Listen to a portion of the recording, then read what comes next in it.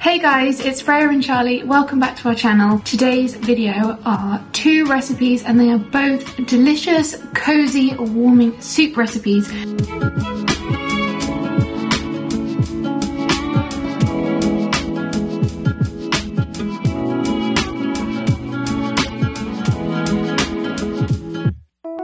We are full into autumn mode here, as you can probably tell with our last few videos.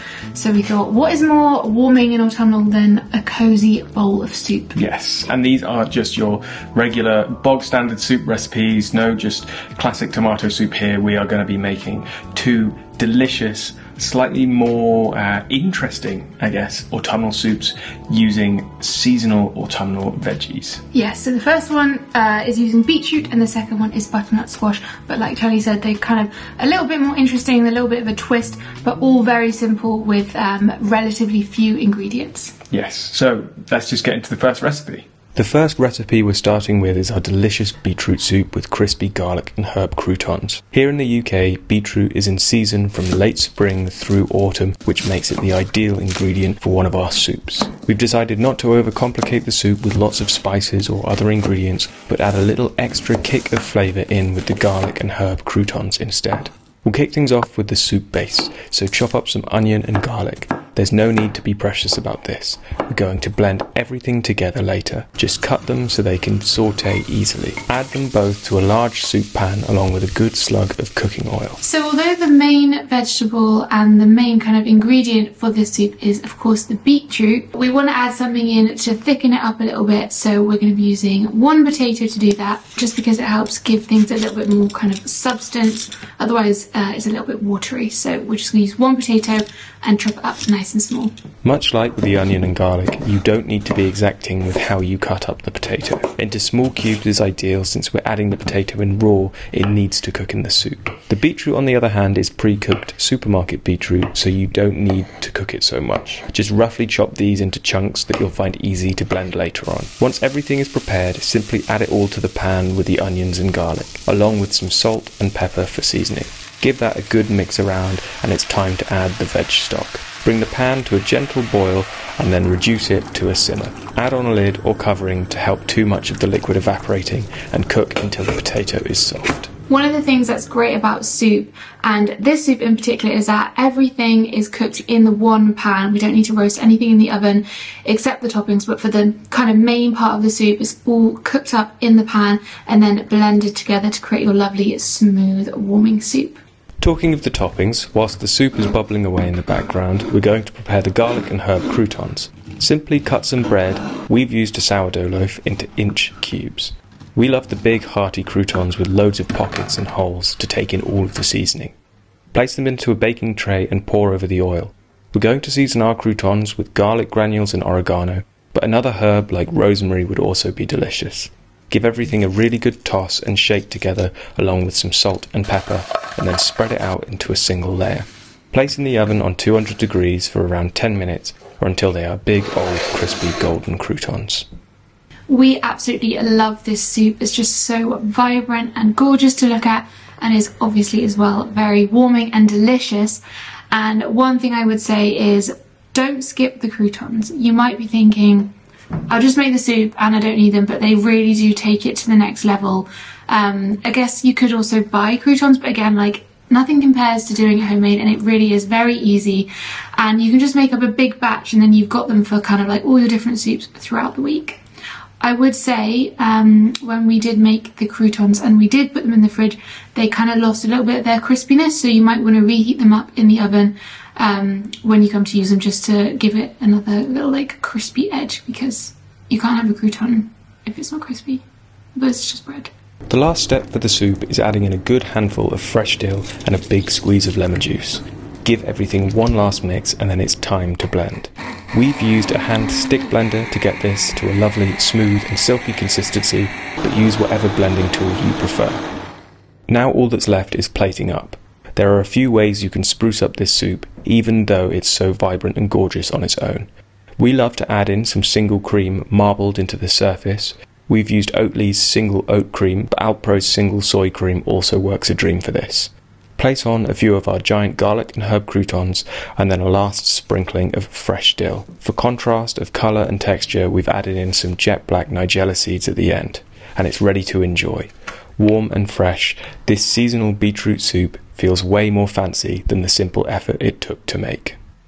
The next recipe we're sharing with you is our warming chili and squash soup with butterbean croutons. For this recipe, we are doing a butternut squash soup, which is a pretty classic soup recipe, but we are giving it a little twist and we're doing a spicy chili butternut squash. So in the past we've kind of gone for more of like the ginger spice, which is a bit more fragrant and subtle, but this time we're going to be using lots of chili, so it's very warming and comforting. So the first thing we want to do is chop up our big butternut squash and get that in the oven to start roasting. We'll need to peel our squash before we can roast it, and to do that we're going to first cut it into more manageable pieces. We love the nutty flavour of butternut squash. They're great because they're readily available in almost all supermarkets and are a pretty budget friendly option too. This soup uses one whole squash and makes enough for 2 very filling portions. Once the squash is cut into bite-sized cubes, tumble it into a baking tray and drizzle with some cooking oil, salt and pepper. Give it a good shake and pop it into the oven to roast for around 35 minutes at 200 degrees. You'll know it's done when a knife can easily cut into the squash and the edges are darkened. As much as we love a purely veggie soup, we like to think about extra ways that we can add protein into our meals, and one of the ways we like to do that is by roasting up some cannellini beans or butter beans, and today we're going with butter beans, and we're going to sprinkle them on the top of our soup at the end, so it kind of acts like a little bit of a crunchy crouton, and we're getting some extra protein, which is great. These butterbean croutons are not only great for this soup, but also for so many other recipes that could use another little crunchy element. We like to add it to things like pastas and salads too. While our butternut squash and butter beans are roasting in the oven, we're going to get started on cooking up the base for our soup. The soup itself is simple and starts the same way as so many other veggie soups. We'll begin with sautéing some garlic and onions until translucent and fragrant.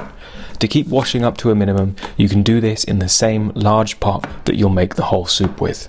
Much like with our first soup, you don't have to be too precious about how you cut these up. It's all going to get blended together in the end anyway, so just cut them so they're easy enough to sauté. The next ingredient that we're going to be adding to our soup is going to be the chili. This gives all of the heat and warmth to this soup. We've opted to use some easy chilies that you can get in a jar, but fresh chilies would work perfectly too. Once the butternut squash is all lovely and roasted, we're going to add that in to the onions and garlic and chili. Reserve a little bit of this as we want to add it to the soup after it's been blended to help with adding some texture back in. Next, we're going to go in with the veg stock, and this is really simple. You just mix everything together and then get your hand blender and blend it up. You want this to be nice and silky and smooth before we add in the rest of the reserved butternut squash along with some dairy-free single cream. This is all going to get mixed together and become lovely and rich. The final ingredient that we're going to be adding into the soup is a bit of maple syrup, just to help the sweetness come out of the butternut squash. And now we're ready to serve up, so grab yourself a big ladle and do a couple of nice large spoonfuls into a bowl. Of course, we want our soup to look as delicious as it tastes, so to help with that, we're adding some more dairy-free single cream to the top and just marbling that in like we did with the beetroot soup.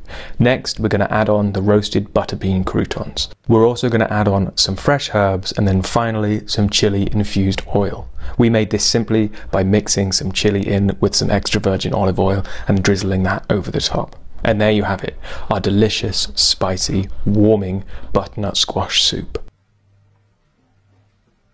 We hope you guys enjoy these recipes and you'll try making them at home. Let us know your thoughts in the comments, and if you're looking for some more autumnal lunch inspo using seasonal veggies, but you're more of a salad kind of person, then definitely check out this incredible fig and pumpkin salad. And if you're looking for even more autumnal recipes, specifically breakfast, then we just posted last week three